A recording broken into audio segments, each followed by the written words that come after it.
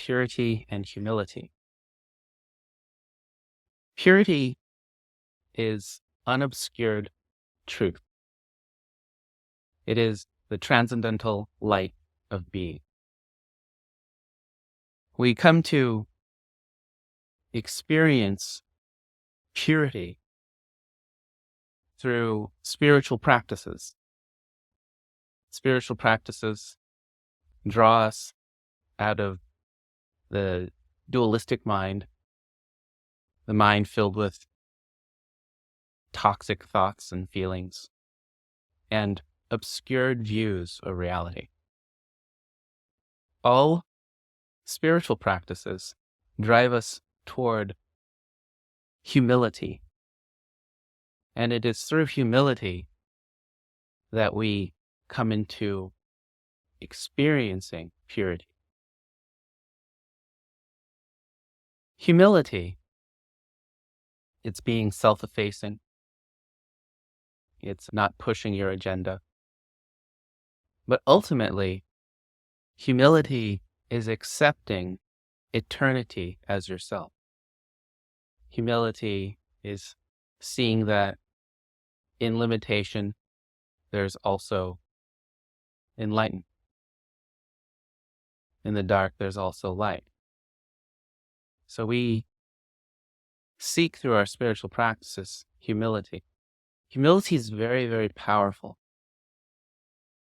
In the I Ching, one of the designations, humility, is the mountain in earth. This is to say that it is a giant, powerful thing, but you don't see it. Humility is the most important spiritual attribute. If you do all sorts of spiritual things, have many accomplishments, gain lots of spiritual powers, become psychic, if you do all these great spiritual things, walk on water, you could do anything. But if you don't have purity, then it's all just a waste, because it is through humility that you gain the purity. It's through humility that you go beyond the self. Humility is that selfless quality. That's what selfless quality that drives us to the awareness of pure being. There was once a monastery in China, and there were two monks, two elder monks. One had memorized all of the sutras. He had taken all of the initiations. He had practiced meditation, visualization, mindfulness, discourse, debate, divination. He had become very, very, very, very strong in all of the disciplines available for the monks to learn. The other monk simply meditated and practiced mindfulness, but he did it with great humility, and from his practice, he really washed away a lot of the self. He came from being a rigid individual through humility to having a great degree of purity. When it came time for the abbot of the temple to choose a successor, he chose the humble monk, not the monk that knew more, but the monk who was more pure. So we always seek humility in all of our spiritual endeavors. We see that the greatest accomplishment is to be more selfless, more humble. Like truly. Instead of like, yeah, I just got more humble. I one up to you on humble. So But we really seek to be humble. And it's because we're happy when we're humble. When the self is acting and reacting, you will always find dissatisfaction. When you're pushing your agenda, getting your way, you're always going to be unhappy. But you'll always find greater happiness when you're more selfless and more humble. And no one's going to pat you on the back for being humble, right? In the West, people look at humility and they think that it's weakness and stupidity. In the East, a long time ago, they looked at it differently. They would look at the quiet old man and they would pay respect and think that he's got wisdom. Now, in the East, it's kind of the same, with heading towards the same as the West, where it's all about egos. The bigger ego, the more people think it's good and powerful. So we seek just to be humble because in humility, we find peace. We seek humility in our relationships. So when you're dealing with people, I mean, just look at regular relationships. Things don't work out well because people are not humble. If there's a couple or a brother and sister or two friends, if they are humble, if they're constantly practicing humility, then they will have a beautiful relationship. But most people have difficult relationships, suffering in their relationships because they lack humility. They always want to get something out of the relationship. They always have an expectation in the relationship. They always have a stake in the relationship, a hierarchy in the relationship. There's just so much self involved in the relationship that they can never be happy. So we seek in all our dealings with people to be humble. And then there's a greater peace. Our relationships are more constructive. In humility, we accept life. We accept what's going on. There's a lot of, just like, okay, that's how it is. I'm not gonna fight. I'm not gonna fight for my way.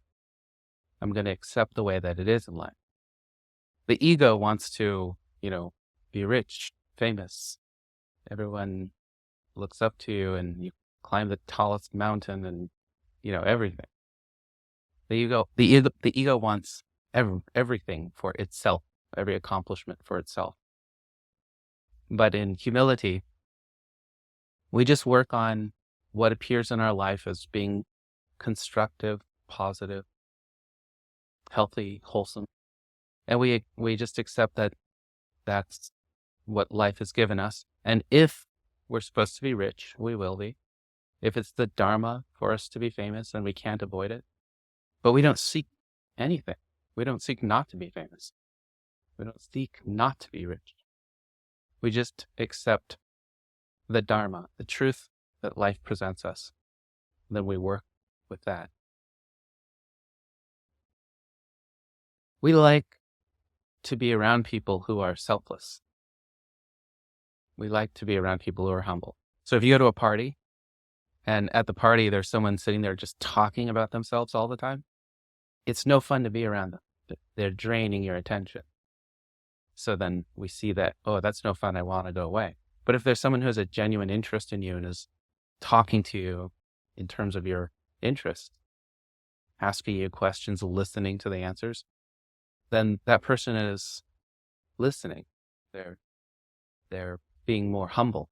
And then we find that's more fun to hang around. So we have to start observing our self. We have to start taking stock of the self. How humble are we? And observe it when we're around people. Are we the one at the party talking about ourselves all the time? You have to start observing that. When you're around people, that's when the ego starts to get challenged. You're choosing a position. I'm better than you. or I'm the best, or I'm the worst. The ego often goes to those extremes. I'm the best here, you're the worst here. Or you're somewhere else. I'm the worst here, you're the best here. So the ego very often is going in those extremes. When you find yourself saying, well, best and worst, you're definitely dealing with egotism. When you think you're right, you're definitely wrong. When you think you're wrong, then you're humble. Yeah. And you can be humble with impeccability. Even a 10th degree black belt going into a match will not be egotistical. They'll know that they can lose, even though they are a master. They know there's always a way that an opponent can win. And then they go into the match with great impeccability and even greater success because of that awareness. When you have egotism, even if you're very, very powerful, very, very experienced, it is because of your egotism that you don't see. Egotism blocks you off from seeing what humility would open your eyes to. So you see more opportunities for success when you have humility.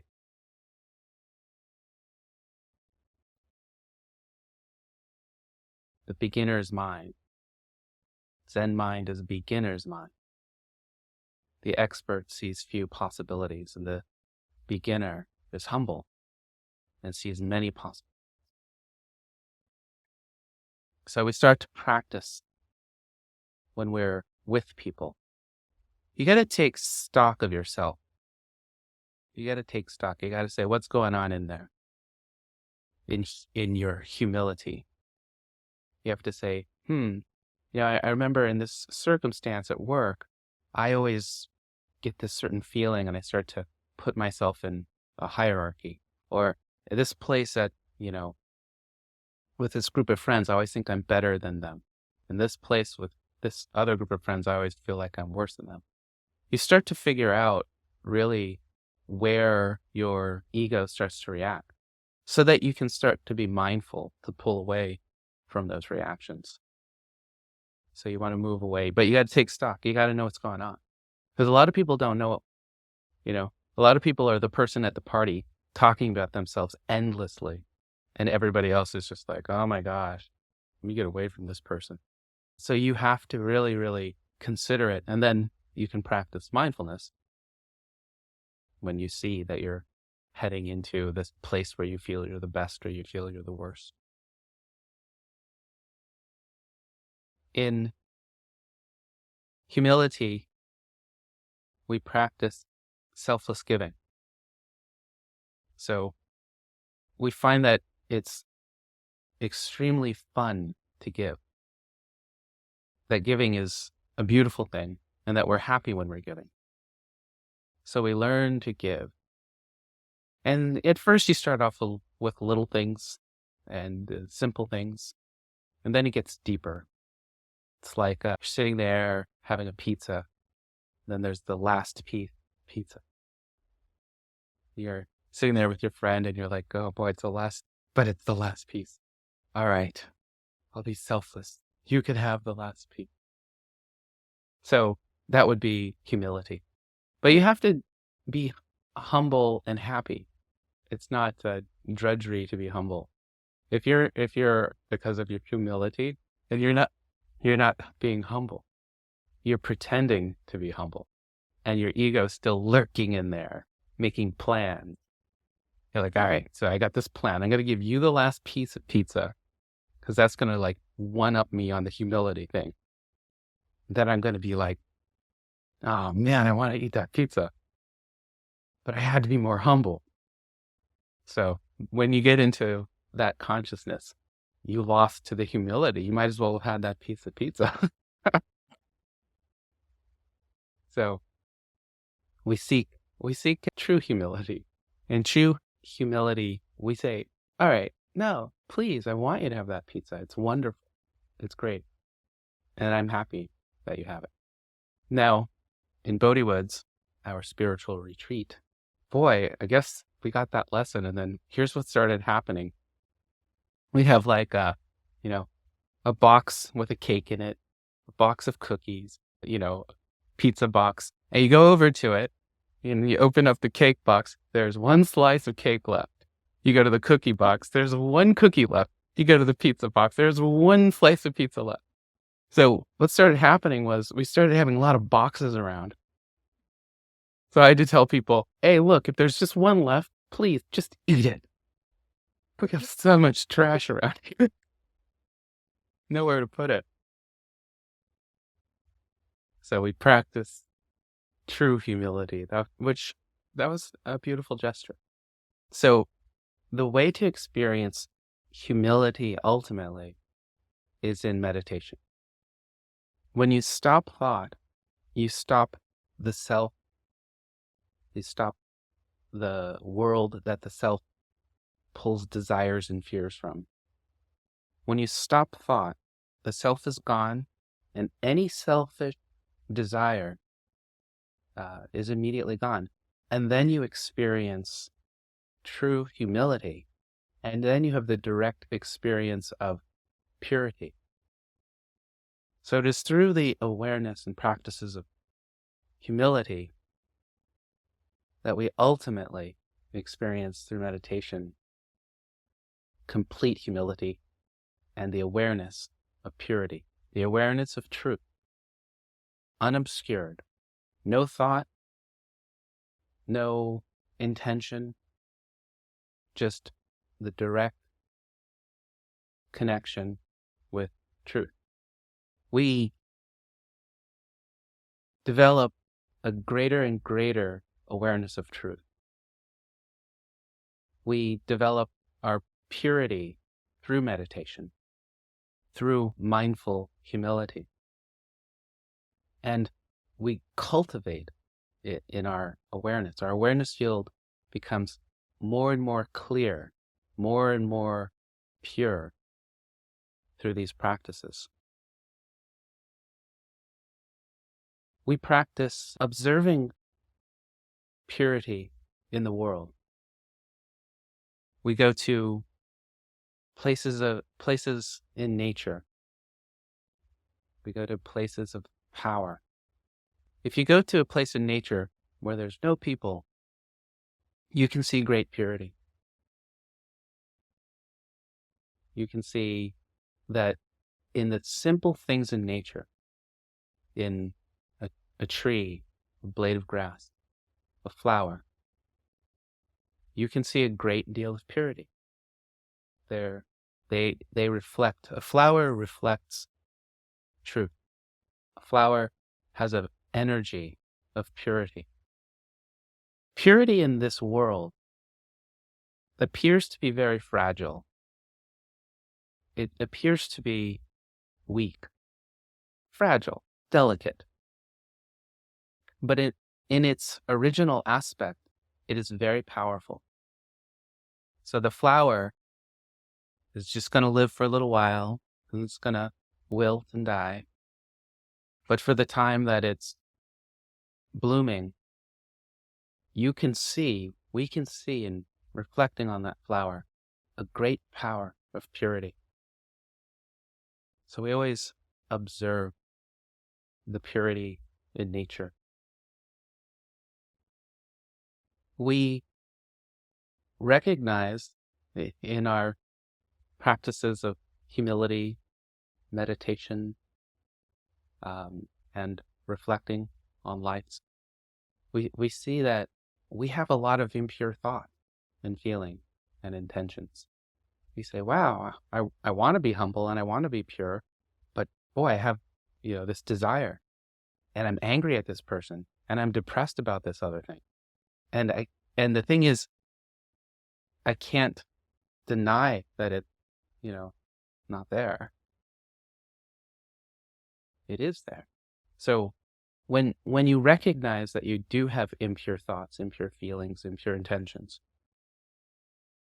you accept it. You say, okay, so this is a transient experience. I am having it. You don't have to start beating yourself up about it, because that makes it worse. You just say, all right, I accept the transient part of me as well. And I know that there's an enlightened part of me. And by following the Dharma, you come more and more into the enlightened side.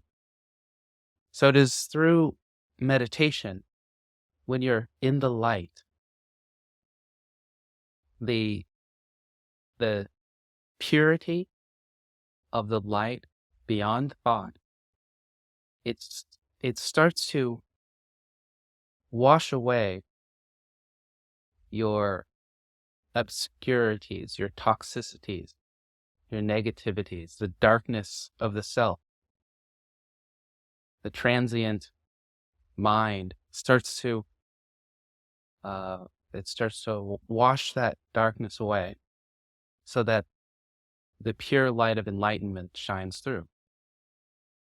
That is the experience of purity. And you might experience it only for a few moments in meditation, the purity of the light. It might be mixed with some thoughts, but over time, the purity of the light, without a doubt, washes away the negativity and darkness of the self. So it is through meditation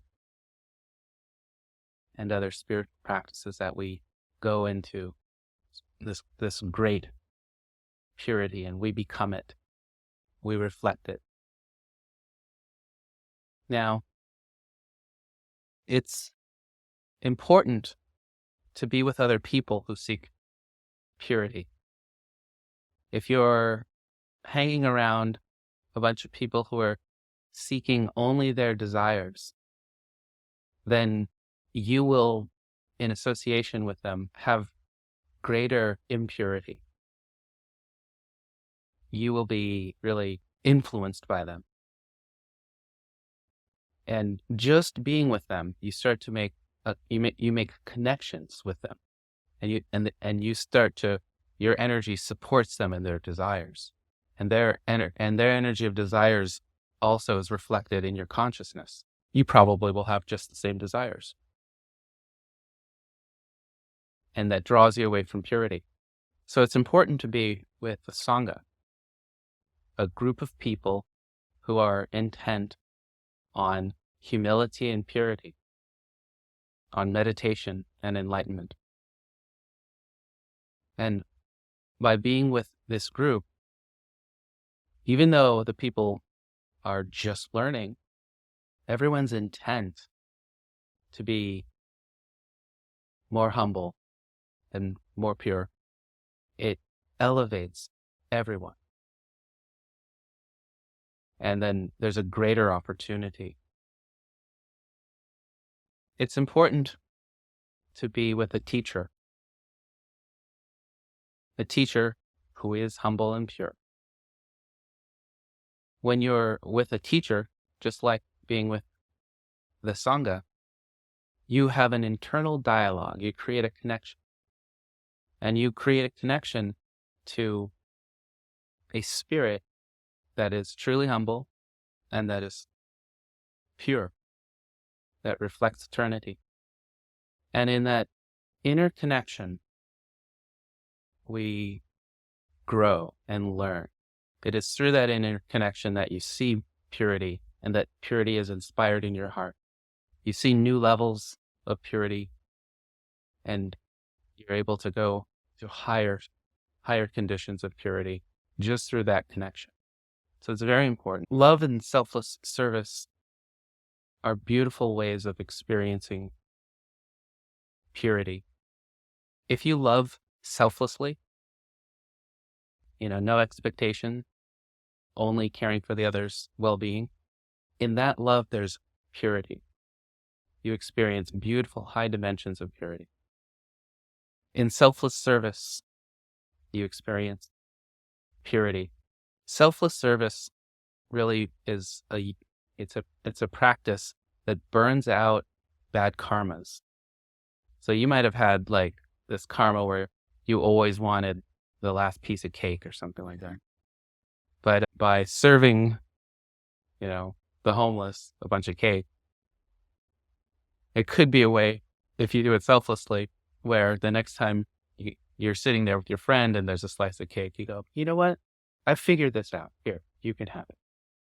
So true selfless service helps you to get rid of even some very, very difficult karmic patterns.